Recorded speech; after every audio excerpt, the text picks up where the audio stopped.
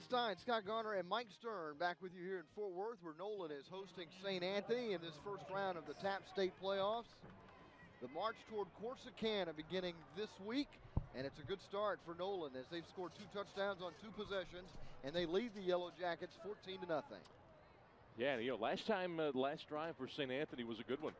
It didn't culminate into any points, but what it did do is it gave them a little confidence, and we'll see if they can come out here to begin this second quarter and produce some points. They did it with a lot of the screens, and they do it with getting the ball out on the edge quickly. They know that they've going to have a hard time with the defensive front of Nolan, and it's like Nolan's made a little bit of an adjustment. We'll see. They have 4 guys in the ball. Linebackers are a little bit further back. They're looking to guard against the stuff underneath.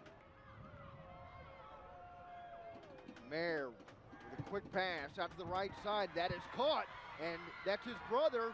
And on the run is Justin Mayer. Justin Mayer shows his speed all the way. He may go all the way. Touchdown, Yellow Jackets. An 80-yard touchdown pass. Michael Mayer to Justin Mayer, but there's a penalty marker down. Got a marker down at about the 25-yard line. They may be waving it off. They are. They're going to call it a touchdown. So the penalty is waved off, and St. Anthony is on the board. Mayer to Mayer. I tell you what, they made an adjustment. Nolan did on defense, but as soon as the ball was snapped, all 3 linebackers just took off for the ball. They were just trying to run fit. They weren't even reading. They were just coming downhill. So it didn't take long for St. Anthony to answer Nolan's score at the end of the first quarter and get on the board. The extra point is good, and Nolan's lead has been cut in half. It's now 14-7, Vikings over Yellow Jackets. Let's watch this again.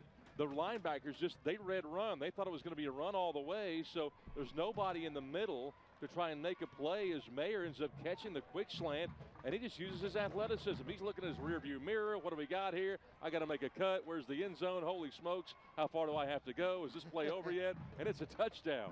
Justin Mayer this season had 39 catches for 664 yards and 7 touchdowns.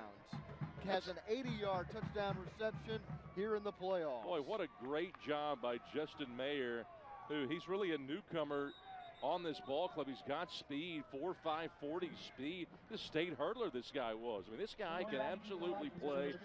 He looked like a hurdler. I mean, it takes some athleticism. He could have hurdled a couple of guys down there. He is a player. Tell him exactly how he did it and trying to get his breath as well. Well, he's got time to catch it now, and he deserves it. What a great job. And I'm telling you, as soon as that ball was snapped, the Nolan linebackers were just going to the line of scrimmage, expecting it to be, we got an onside. Onside kick, trying to get another possession is St. Anthony. Nolan is saying they have recovered it. And it is Nolan. I love the call. A lot of teams will try this. They'll try. He got unlucky with the bounce, and then he got lucky because the ball was on the ground. That's all they were looking for. And number 7 there, Lee Martinez, almost had that thing. Robert Rangel almost had it slip through his grasp, but he was able to control it for the Vikings, and they take over at their own 46-yard line, leading 14-7. I like the call, though. St. Anthony needs the ball. Yeah, and if you're an underdog, you got to take some chances. Absolutely. Love it, love it. Jacob Walden goes under center out of an I formation. Drops back to pass. Gets hit as he throws, and the pass is incomplete. Nick Boudreaux, the junior tight end, was the intended receiver. Tell you what, St. Anthony, talk about a touchdown giving life to the other side of the ball. That I'll bet, I don't know this, but I'll bet if you ask Jacob Walden, he hadn't been hit like this during a play in a while. He got hit right as that ball was thrown and hit hard. I mean, Gutierrez was just knifing up the middle, and he clocked the quarterback. Braden is the receiver to the right side of the formation. And what they love about that end is that he sees plays before they happen. Running right up the middle is Luke Alves, and Alves crosses midfield and is down at the 47-yard line. You know, and if you're Nolan, you're up by a score here, but look how dominant that is. And they run the power play. This is nothing simple. This is just a simple, what they used to call a trap play. And they run him to the middle, gets 7 yards. I got to believe you got to just keep going to that until St. Anthony stops you. 2nd down and 3 coming up for the Vikings. Well, I mean, you getting 7 yards a pop on that play, why would you throw it? They will keep it on the ground, and Alves again burst into the secondary. Alves switches hands and gets inside the 10 and is finally stopped by Henry Sanchez, but not until he gets inside the 5-yard line down at the 3. We can neither confirm nor deny that the coaches are piped into our broadcast because they ran the same exact play. They came right back to it, and he does a great job of getting extra yards, gets into the second level. Alves covers it up with both hands, and boy, Nolan knocking on the door. They want a 2-possession game back. 1st and goal to go after a 43-yard run for Luke Alves, who is still in as the tailback.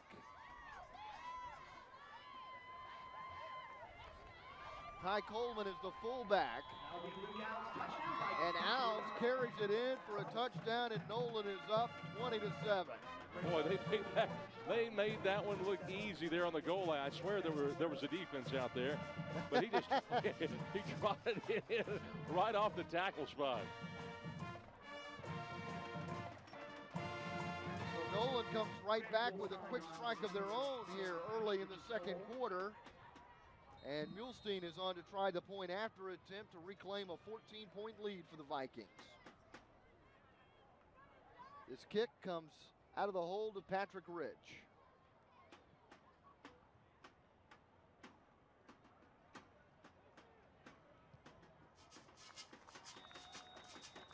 The kick is good, and Nolan leads 21-7. Here's another look at the touchdown for the Vikings.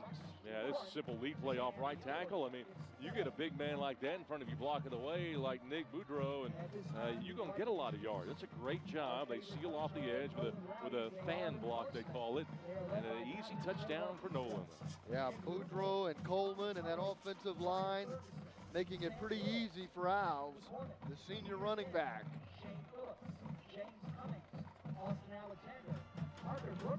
Let's check in with our sideline reporter, Mike Stern.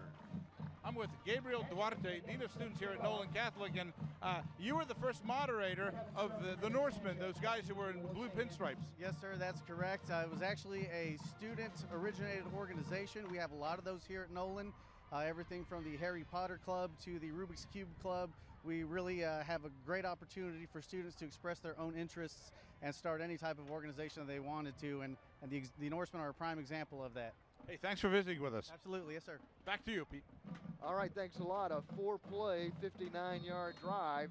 It took 1:24, and Alves capped it off with a 3-yard touchdown run. So it's Nolan up by 14 with 10:48 to play in the first half. The kickoff is taken at the 5-yard line, and returning it right up the middle of the field is Henry Sanchez. Now he cuts right and is tackled at the 30. There on special teams making the tackle is Austin Busher.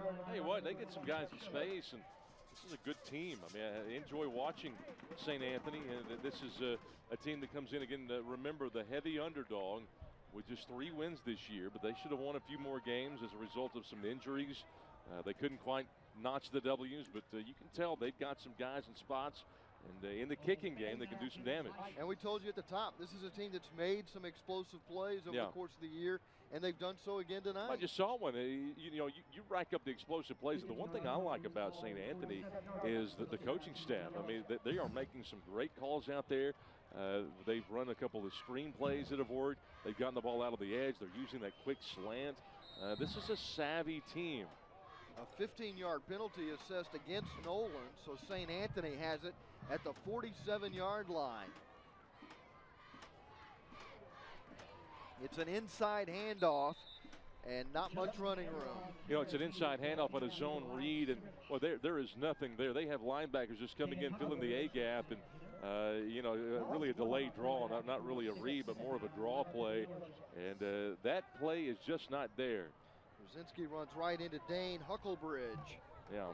and is stopped for a 1-yard loss. It'll be 2nd down and 11 from the 46. You know, Hucklebridge, a sophomore, he's the leading tackler on this team, and he just keeps getting better and better as the season goes on. He's going to be quite a player next year. Mayer checks with the sideline, now barks the signals out to the 3 receivers on the left side. Play clock down to 3 when he receives the snap. Throws a quick little screen pass out to Chavez, and Chavez is tackled behind the line of scrimmage. You know, you can only go to the swing passes and the screens so much before, you know, backers are starting to cover the flats along with the corners in this cover 2 defense. You do have to try some of the fades. They've done that a couple of times. One got picked off, but you just have to try to loosen that defense up. Hard to do it, too, without a running game. 3rd down and 11, just over 9 minutes to play in the 2nd quarter. Looking at some of the spirited Nolan fan base here in Fort Worth. They'll have Mike Stern in the middle of that madness before the night's over, I assure you.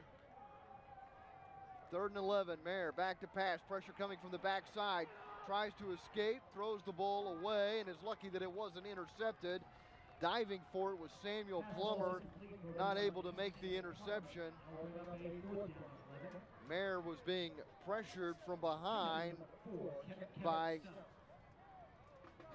Campano. I knew I was going to mess his name up. Campagnonier. Yeah, and he was really chasing after that quarterback. You know, QB must have given 20 yards of ground on that play. 4th down and 11 at the 46.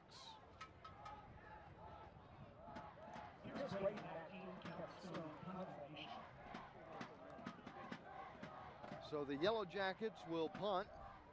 Not able to take advantage of their best field position of the night. Pierce Braden is back. Oh, and the punter is going to be nailed. He'll never get the punt off.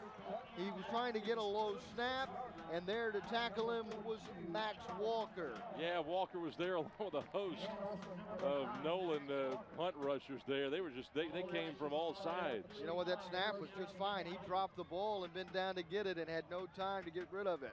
There's an old Latin phrase, there's an old Latin word called paraballo, which means attack from all sides. And boy, that word comes to mind when you see a play like that. I thought you were going to say winnie, witty, witchy. I came, I saw, I conquered. No, no, I wasn't.